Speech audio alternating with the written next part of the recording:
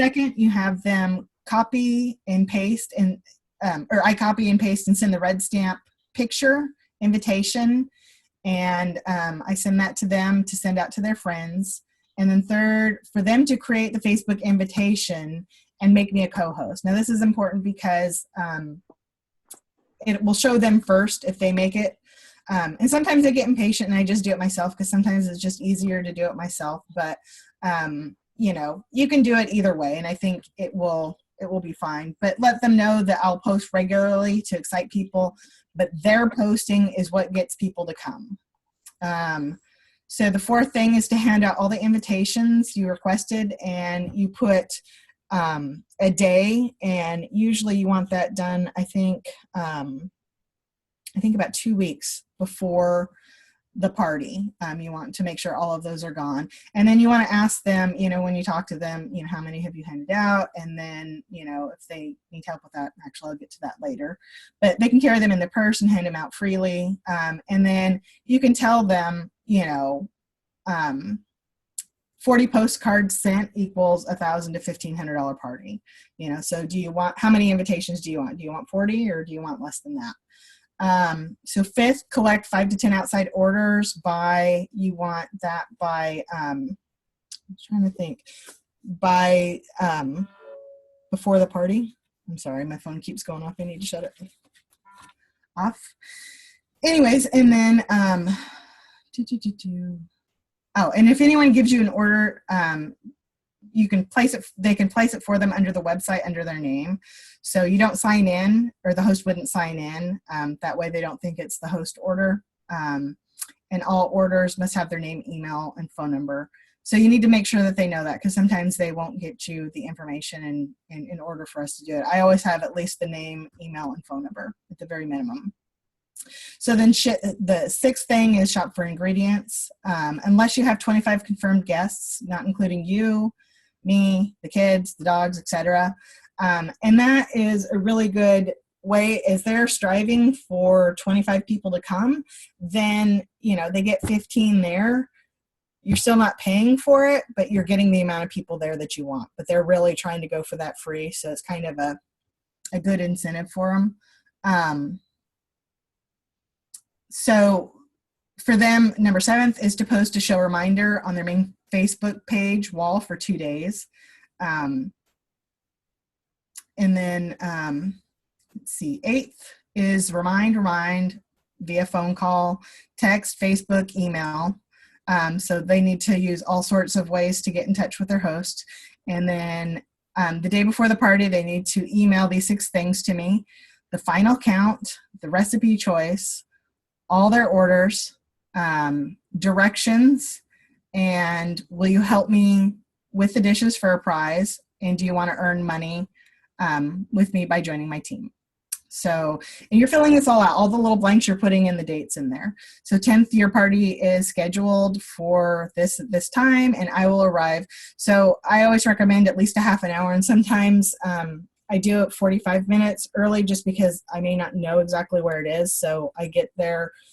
For me, I stress out about it. I'm like, oh my gosh, so if I'm running late, so I'd rather be a little bit early. So you just put down, you know, especially for new people, you may want to put down, you may want to be there about 45 minutes. That way you can be there to talk to the guests.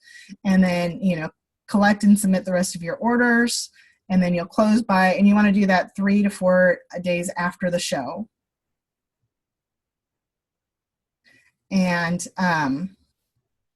And then, you know, just letting them know, you know, that your party is actually helping me earn a trip to Puerto Rico.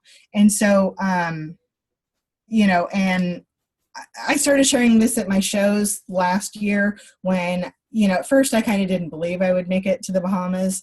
And so I was like, you know, I'm really excited. I'm going for this. And, you know, I was really trying, but I didn't really believe it. And then I got towards the end of the year and I was like, oh my gosh, I'm so close to the Bahamas. I'm so excited. So, you know, making sure that you let them know that they are helping you and that this is a job to you and it's not something that you're doing for fun, that you know, it helps you to continue to stay, you know, be a stay-at-home mom. So, go to the next one. All right, so next, communication. The biggest complaint of hosts is that they don't know what to do next. And so developing a good host coaching system is the difference between a mediocre show and a fantastic show. Your hosts have to have a clear and concise path to follow the entire party. To follow the entire party is key to a $1,000 show. So we call this working smarter, not harder. Would you rather go to a $300 party or a $1,000 party? One that you're going to make $60 at, or the other one that you're going to make $220? Tell me, which show would you rather? And the thing is like you're doing the exact same amount of work. So if 2 people show up and it's, it barely qualifies, or if more people show up, you're doing the exact same thing. So you might as well make $220 if you're going to leave your house. Hold on. Let me go shut my door. Oh, Lord. Cheyenne, shut my door. Okay. So tell me, if you were blindfolded, could you make a basket from the foul line? Anybody? I can't see very many people, but I certainly couldn't. So now Shaq probably could, and that's a whole different training, but could you? I mean, it's not impossible. It could happen, but what is the likelihood of it? And I would say it's probably like 99% that I wouldn't make it and 1% that I would. And that's even like wishful thinking. So now what if I told you that Shaq would take a ball out of your blindfolded hands and take it to the hoop? What's the likelihood of you making the basket now? It's pretty likely. So Shaq is an experienced basketball player who practiced and practiced and practiced and perfected his art. It also doesn't hurt that he's 7'1" and the goal is only 10 foot, but that's Shaq using his God-given talents to the best of his abilities, which is exactly what I'm going to ask you to do. So take the ball from your host's hands and help her slam dunk that thing. Whoop, whoop. All right, so here's your must-do host coaching list. Contact your host weekly through various forms. I email my hosts every Monday their next step for our party, reinforce their fridge sheet. I post their Facebook parties, which means we're Facebook friends, every single day, a recipe, a video, a tip, something, sometimes two to 3 times. You can use Post My Party or Sent Share. I just post them when I'm eating breakfast, riding in the car, sitting in an appointment, waiting on a kid. I PM them, I text them, I befriend them. So people don't cancel on people they like. So I make each one a red stamp invitation picture to forward via email, text, Facebook, and set them up on my website for inviting and ordering. They can share their direct link for the party with, I share their direct link in the party with them in the host email. That way they can share it with other people. And you also want to make sure, going back to the fridge sheet, you want to make sure that they set up that account because that's where they're going to be able to track their host rewards. So they're going to see when orders come in and all of that. So I make sure they understand the 40 equals 20 equals 15 plus 10 rule, which is invite 40 people, 20 will say yes, 15 will come, get 10 out of the 25 who don't come to place an order.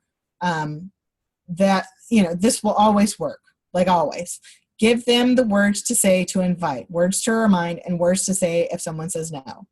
So pick out delicious recipes to demo at their shows and ask them to post the recipe choice they picked on their party. And then I post a picture of it because, of course, I've practiced the recipe at home before bringing it to them. So I have a great pic of it. And if you don't have a great pic, you can always find somebody else's. Like we share all sorts of pictures.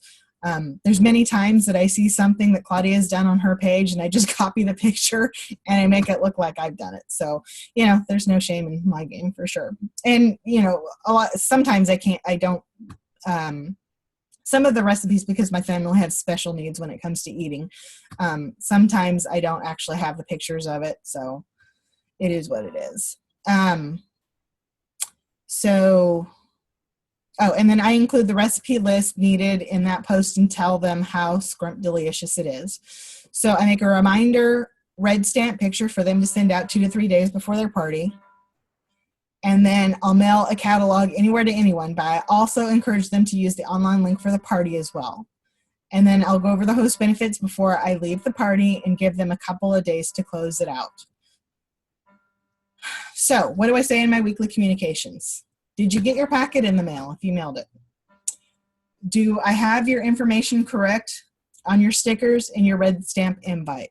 So we have the postcards, and a lot of times you can just do like the labels and put all the information, and you can pick how many times that you want to do it. You can put it on the sticker and then put it on the postcard and give it to them. So how many invitations were you able to hand out? Has anyone said no yet? Did you ask them for an outside order? So if somebody says no, that's not the end of the story. You want to make sure that you say, what can I count on you for an order? Don't let no be the end, and don't put it out there. Make sure you're not saying, I don't even know. I can't think right now, but where you're just putting it out there, not asking them directly, oh, don't go like, well, here's the link if you want to place the order. You definitely don't want to do that. You want to say, hey, can I count on you for an order? And then they have to say yes or no. And if they say no, gosh, it's no big deal. But sometimes people say no because they don't know if you really want it. And they don't really, I don't know. There's something to just straight up asking somebody. And, it's no big deal either way. So can you post on your party? Another thing, can you post on your party a couple of times a week? And then how's the outside orders coming along? What are you most excited to get for free? And who's coming who could use some extra cash in their wallets? And have you ever thought about doing what I do? And then all of my verbiage is the same. I never have to retype anything. I just copy, paste, and change the name. So the most important thing is just to remember to contact your host weekly. This keeps her on track and ensures that you have a great party going on. And I love seeing all the yeses on Facebook, and I know when to make sure I follow up with each host to find out when the yeses will start happening. All right, so another thing that you can do is you can make host coaching videos. I have a couple that I made. I have one that explains the host packet, and explains to them about, everything in there. My packets are pretty simple. They've got catalogs, and then they've got the coupon credit, and then they've got postcards, and then it's got the thing that you print out that's like the folders. So I just go over that in the video. And then I have one that talks about inviting people and what to expect. I do believe, though, that talking in person is always best, but there are times when you can send them these videos, and it may be, a quick way, it could come in handy for you. So when I do send them, I send them via Messenger so that I can see when they've seen them. And if they don't reply, I'll ask, hey, have you seen my video? What did you think? Do you have any questions? And, I'll know if they truly have seen the video by the questions they ask me. So how do I track everything? That's a good question. All right, so when I set up the show and I send them their first email on my website, I put E1 on their spot on my calendar. Jason, you gotta go.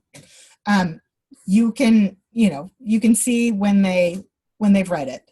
So when I send them a Facebook friend request, I put FBR. When they say yes, I cross it out. When I send their packet, I put an X. When they get their packet, I circle it. When I text them, I put a T. When they text me back, I circle it. When their Facebook event has been set up by them and I zippity-doo-dah it, I put FBE.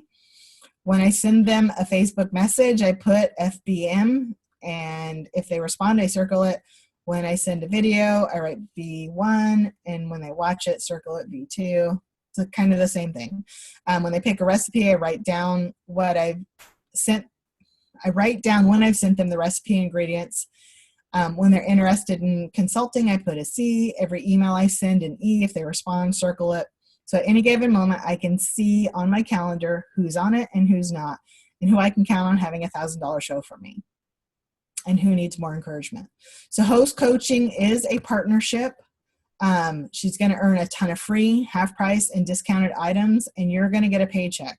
Is that worth it to you for a $220 paycheck for one night? For me, heck yeah. Totally worth it to me. So this week's focus is skill. Yay. I love skill because skills are one of the easiest pillars in our business because it's one that everyone can fix anytime they need to, simply by using the tools at home, developing personal stories about items, studying the catalog, carrying it with you, watch and listen to home office and trainings, come to team meetings, new consultant trainings, recipe nights, going to conference. Oh my gosh, conference is a huge one. And any type of trainings that are local to you, listen to Tips from the Top on Wednesdays when they have them, read books on selling, Direct Sales for Dummies is a great one. Watching YouTube trainings. Oh my gosh, I watch so many of those. And then doing lots of shows. You get better with every party, and skills are easily taught and easily caught, and you can do it. All right. Woohoo. Your homework for this week is to listen to Host Coaching with Lisa Noto and Michael Yoakley, PCU, Host Coaching, Peer Sharing, share with your recruiter at least 5 takeaways. And then, how many shows will you commit to booking this week? And then, how many host coaching calls will you commit to this week? Set a follow-up call with your recruiter to discuss how many leads did you get, how many bookings did you get, what were your sales, what trouble did you have, and what's one brag you have this week. My goodness. All right. So that's it. Thank you for attending. Let's see where everybody is. Claudia's back on. Oh, we're still recording. Yay. Or we're recording now. So that's all I have for you. Does anybody have any questions? No, I don't see anybody. Would you be able to post that on Facebook or something that we can get a little look at it and see it a little closer up? I'm sorry, what sheet? The grid sheet? Is that what you were asking about? Yeah, the grid sheet. Yeah, I can post that for you. Thank you. Yeah. Anybody else? I love your calendar detailed work. Oh, thank you. Yeah, that will definitely help you keep track of everything. And then the more responses you have, the more circles on there that you have, the better it is. You're like, woo, this is going to be good because they're participating. And I can just add to, for anyone that uses like a virtual calendar, like I use a Google Calendar, I do the same thing. I just have like my little checklist in my event details that I check off, and I have certain things that happen for every party and just these little abbreviations. And it's amazing because, I mean, it's okay once you do like one party, or if you have 1 or 2 parties, but once you start having 2, 3, 4, 5 parties, there's no way you're going to remember who did what and who has what. So just a little tip if you're a virtual person with a Google Calendar. I use Google Calendar and didn't even think to do it in the event details, so that definitely helps. I write everything down. Yeah, everything is in my event details, and then the top, I have a to-do calendar too. So in the top, it'll just tell me what my next step is that I need to do, and I set it on my next day and time where I'm in my office, so I know that I have time to work on it. Yay, Lori! Fabulous job! Woo! You did excellent. Oh, thank you. You're welcome. So you guys are like halfway there. So there's about, I think we're like 30 people, which is pretty good from when we started. But who's going to make it till the end? That's what I want to know. Okay. All right. Here you go. It's recorded. So you're all going to be there until the end, and you're going to survive the games. And you're all going to be having a fabulous business when you do. So, all right. Any last words, Lori? I'm going to turn off the recording.